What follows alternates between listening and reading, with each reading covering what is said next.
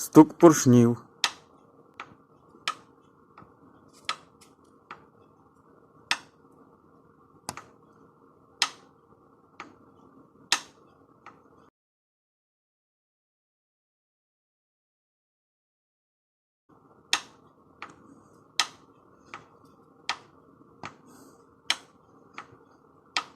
Вироботка поршнів.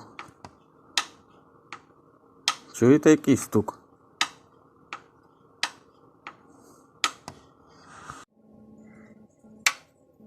Четвертий теж такий самий. Вони тут всі розбехкані.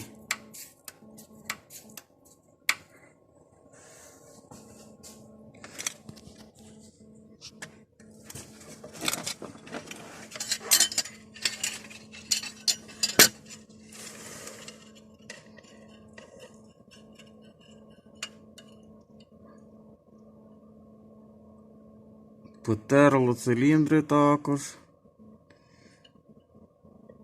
Хоча місцями десь ще й даже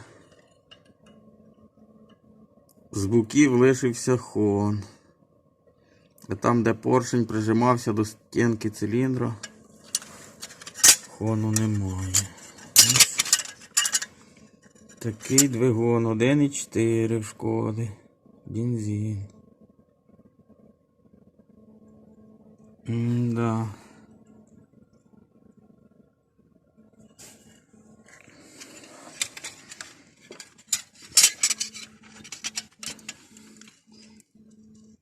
Поміряємо циліндри, подивимося, чи можна кинути сюди поршня нові.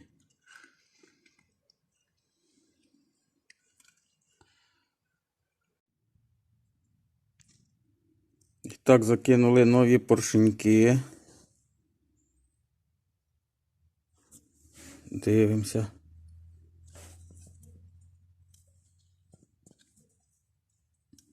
Поршня вже не стукають. Значить, має бути добре. Ще поміняються гідрокомпенсатори і буде красота. Буде новий двигун.